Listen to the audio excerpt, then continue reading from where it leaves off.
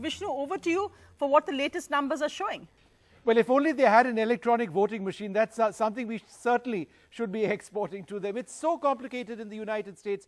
And you know what? We're not even going to get an idea today. But here are a couple of important points that we need to actually look at. Now, these are some of the key states where Trump has a lead: Georgia, Michigan, North Carolina, Pennsylvania, Texas, and Wisconsin. These are also important states which will decide the final outcome. Now, the Trump lead over here is 2.2% in Georgia, 1.3%, 1.5%, 11.4% in Pennsylvania. We'll talk about Pennsylvania in a moment. In Texas, 6.1%. In Wisconsin, it's very low.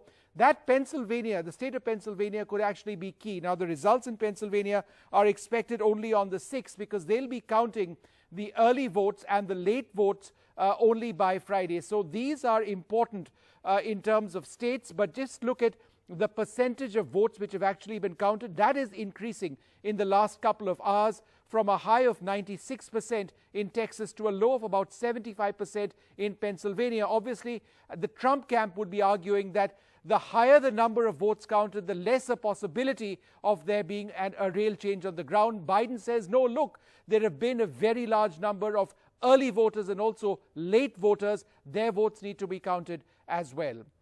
So let's take a look again at some of the key states which you need to watch out for. In fact, a lot of the states I spoke about mentioned over there: Texas, Georgia, North Carolina, Michigan, Wisconsin, and Pennsylvania. I just want to mention the dates over here.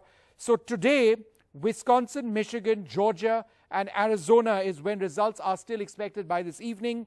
On the 6th, which is Friday, Pennsylvania. Next Tuesday on the 10th, Nevada and Alaska. And North Carolina, the deadline for postal votes is on the 12th next week on a Thursday. So that's when some of those results will emerge. But we should know, unless this goes to the courts, a clearer idea of who's going to win.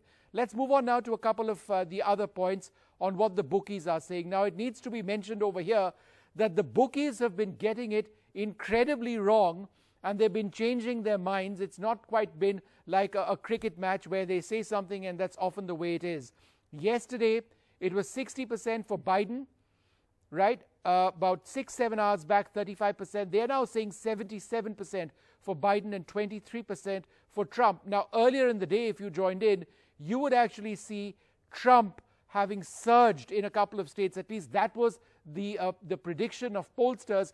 But that has changed somewhat when the realization that the early votes and the counting time taken and the late votes is something that's going to actually change things. So at the moment, it's Biden 77, Trump 23. Remember, Trump is a very unhappy man. He has said he is going to the U.S. courts. He said he's going to the Supreme Court. He needs to go to some of the other courts first before he can do that. And that time process, it could be about a month before it ends up in the Supreme Court, if it ends up there at all.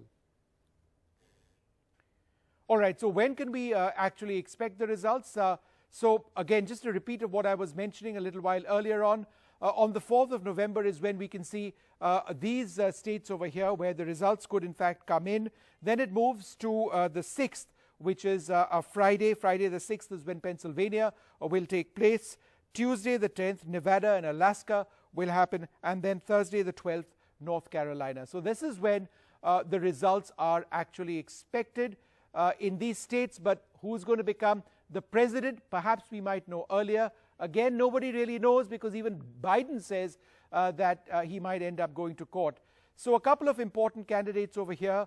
Meera Nair's rapper politician's son, Zohran Mamdani, has won the New York Assembly seat over here. So a couple of interesting names which we can mention over here. An Indian origin Congressman Raj Krishnamurthy has been re-elected to the House of Representatives. So there is another electoral process also for the Senate as well that we should speak about. And so a couple of important chosen ones there on your screen.